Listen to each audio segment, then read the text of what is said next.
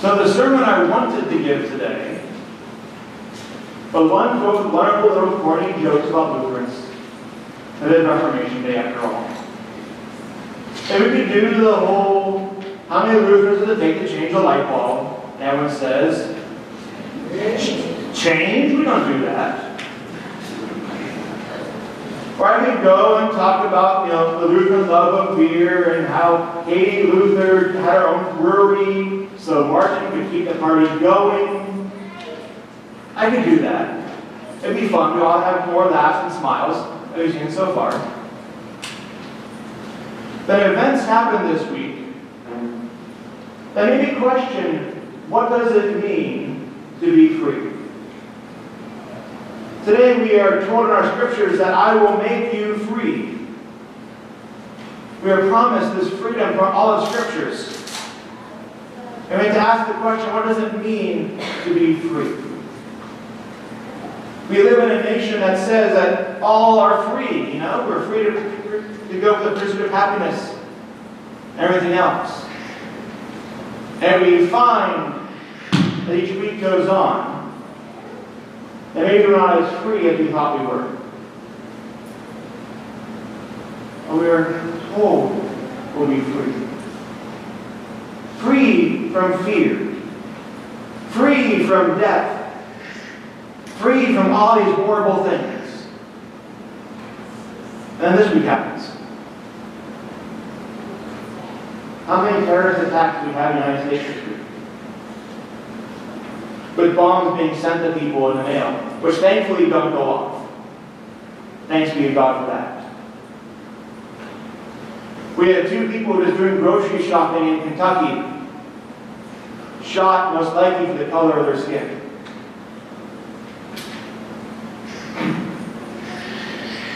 And yesterday, my hometown of Pittsburgh gets hit again with, I don't know how many now are dead at the synagogue.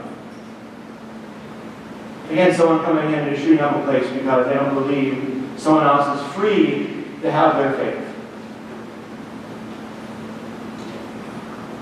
And I wonder again, what does it mean to be free?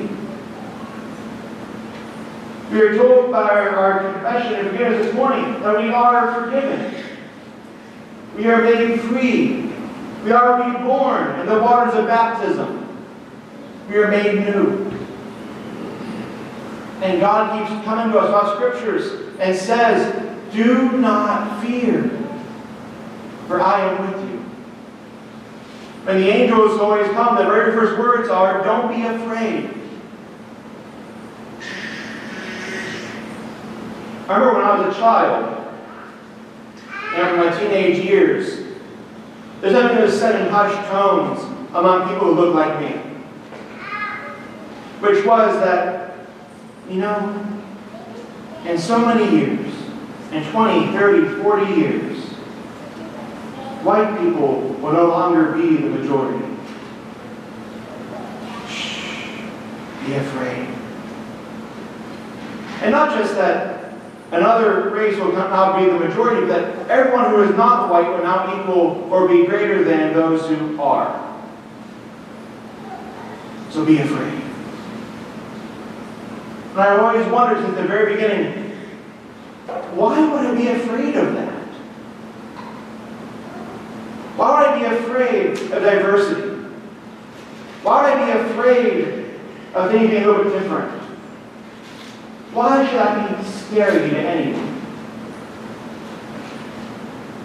And the problem is that when we start focusing on power, we start to realize that we need to set the norm. People look like me.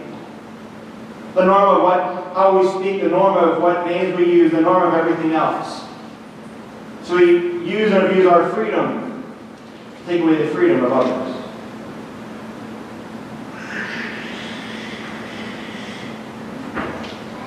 And roaring children give us a little bit of laughter in the corner. So the question comes, what does it mean to be free? Luther had a wonderful way of looking at this, which is that we are free so we may serve others. We are freed from our fears. We are freed from the expectations that society puts upon us. We are freed from sin and death and all the fear that has entailed in those. And instead are reminded that we are free to love and to serve. We are free from the fear of not having enough. We are freed from the fears of seeing people as being different. We are free to be one large family, all united together.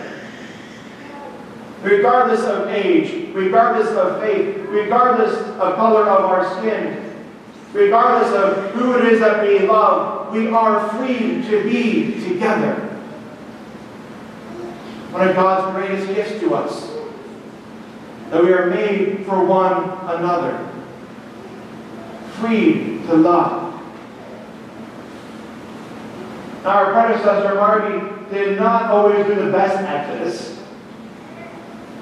He has not so kind of words to say about prostitutes, which I don't want to repeat. He has some really not nice things to say about our Jewish siblings, which years later Hitler would use to defend his actions. That's part of our heritage. So it was a number of years ago when Dylan Roof went and shot up Emmanuel, one of our little ELCA children. And he was not a child at that point, he was an adult. He was a man when to do this. We have to ask ourselves, what is it that causes us to do this? What causes us to be afraid? Which then leads to hate. When we have a God, we have a leader who does not say, here are your problems. It's somebody else. Someone doesn't come to us and say, here is your enemy, go and destroy. But instead, someone comes to us and says, here are your siblings. Here are your family. You are free to love. Now, today we celebrate Reformation Day. I see a little bit of red in the room. I guess I missed that memo being sent out. We celebrate Luther reforming the church. Luther confronting the powers that were there on those days to say, this is not good. It's not good that we are telling the poor that you need to give us money so that your sins can be forgiven, so that your relatives can be taken out of hell. This is not a good thing. Because we know a God who loves and gives freely, not because we paid money. And we're reminded that we are always being made new every single day, that God's creation does not end. God's recreation does not end.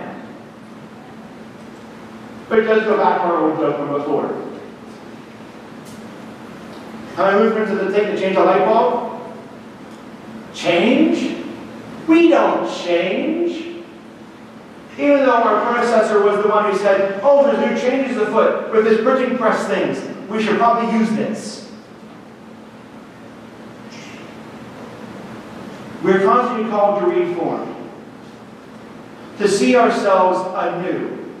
So not always be stuck looking at the past and saying that's how the things should have been, because that is the past, and therefore there are glory days. But instead to look at who we are now and the future and say, here's who God wants us to be. There's a powerful process we're going through over the next few weeks, our stewardship campaign, that's a big part of it.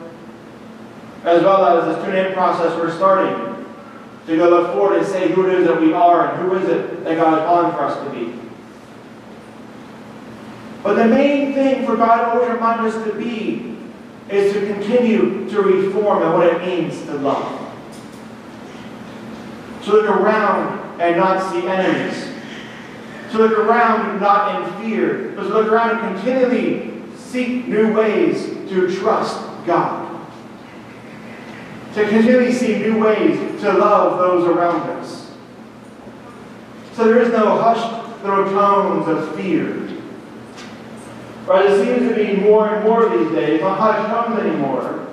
Or people shouting from the rooftops about their fears and their hatreds. There's only one thing that can truly defeat fear and hate. And it is not more fear and hate that we tend to fall into. Go on any social media. How many loving conversations do you see on there? One person says an idea and someone comes back with the opposite idea, not in love, but in how dare you say such a thing? How dumb and foolish are you? But instead, we are able to defeat hate and fear with love. With a love that's willing to speak up when we hear things that are bringing about hatred and fear. A love that says, I stand with you. I don't stand above you, I stand with you. I'm going to help you walk through the fires of this life together because we have a God who takes us through the fires. A God who will help us stand up to anything. A God who says you are beloved. So this Reformation Day, we're going to take very seriously that we continually need to be reformed. We cannot be tomorrow who we are today. God must be reformed and even more loving each and every day. So we do not see enemies. We do not see fear. We do not see hate. But all we see is love. May share it with all. Amen.